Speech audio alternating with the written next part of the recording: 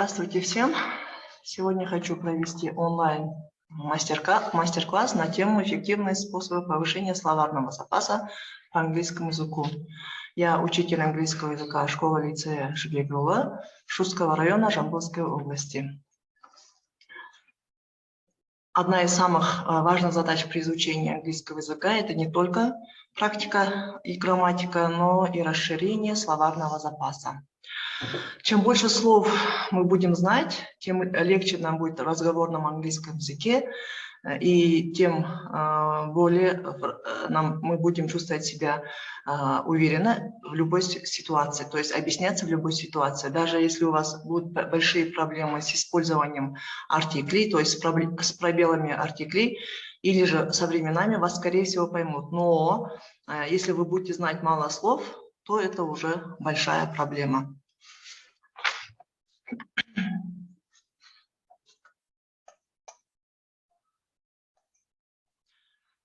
Я поделила лексику на активную лексику и на пассивную лексику. То есть активная лексика – это лексика, которые мы активно используем, а пассивная лексика – это слова, которые мы знаем и понимаем, но они не так часто используются на уроках или в нашей речи. И я выделила 9 основных способов, эффективных способов повышения словарного запаса нашего иностранного языка.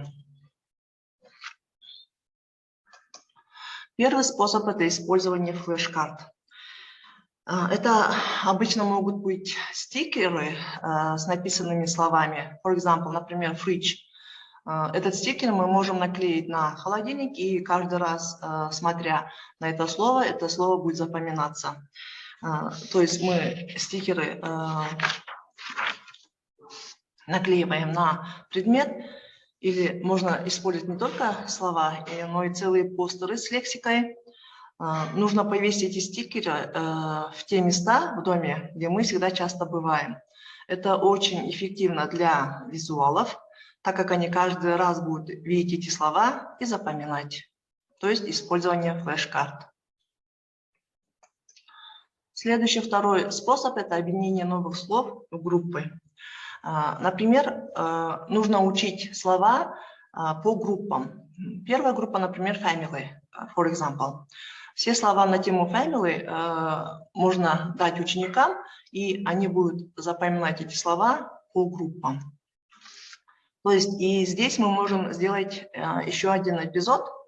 Можно включить одно слово лишнее в какую-то одну группу, то есть не по нужной теме, которая совершенно не вписывается, например, в тему family.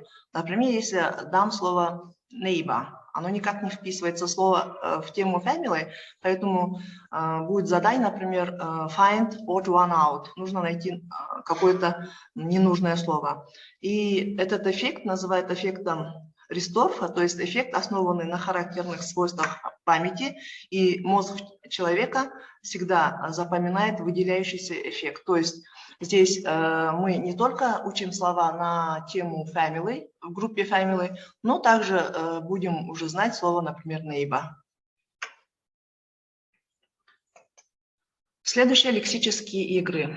Лексические игры – это также очень эффективный способ усовершенствовать наш словарный запас. Например, на уроках мы можем использовать разные лексические игры. Например, what's missing, чего не хватает.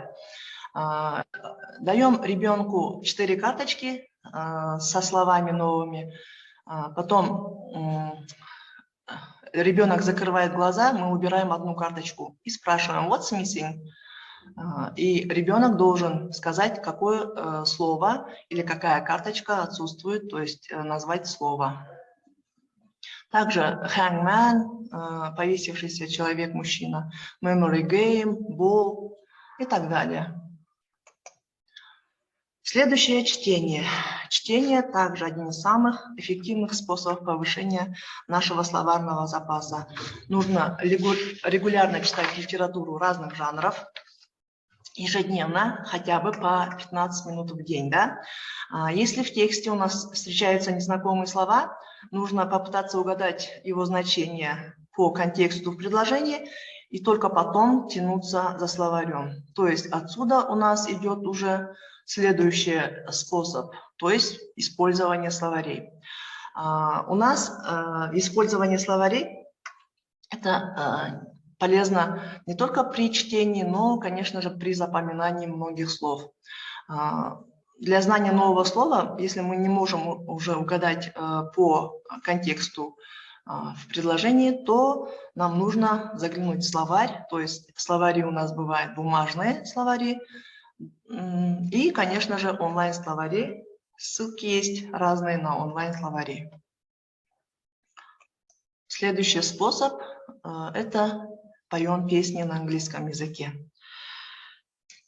Это также успешно применяется при расширении нашего словарного запаса.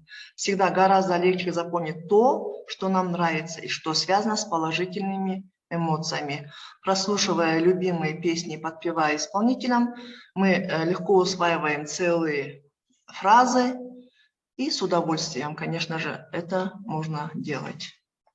То есть можно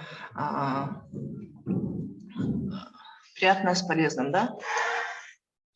Так, следующий, седьмой способ повышения словарного запаса – это просмотр фильмов на английском языке.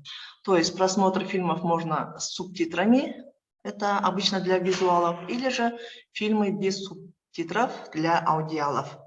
Когда мы будем смотреть фильмы с субтитрами, нам будет удобно выписывать понравившееся слово или же целые фразы. А при просмотре фильмов без субтитров мы можем тренировать наше слуховое восприятие, поставив на паузу и повторять вслед за говорящим в фильме.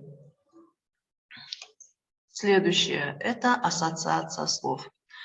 То есть это также один из действенных методов находить ассоциации к какому-то новому слову в родном языке. Например, выражение берем голодный, hungry съел. Здесь hungry – голодный. Глаза слипаются, sleep – спать, лягнуть, то есть слово leg – нога. Это не мы, enemy – враг. То есть это, можно сказать, и увлекательно, и интересно запоминать новые слова с ассоциациями в нашем родном языке. И последнее – это повторение. Если мы не будем повторять то, что мы выучили, наша память сотрет всю эту информацию. Нужно использовать технику интервального повторения так. Выучили одно, например, английское слово, повторяем его через 20-30 минут. Потом через день, например, через 2-3 дня, через 2-3 месяца. Этот метод был научно доказан немецким психологом Эббингаузом, что очень эффективен. Здесь также нужно понимать, какой по типу личности визуал или же кинестетик. Повторять через многочисленные прописывания слов – это визуалы и кинестетики, а аудиалы – прослушивать новые слова в речи носителя языка. И самое главное, нет ничего невозможного, когда у вас есть четкая цель и методы ее достижений. Спасибо за внимание.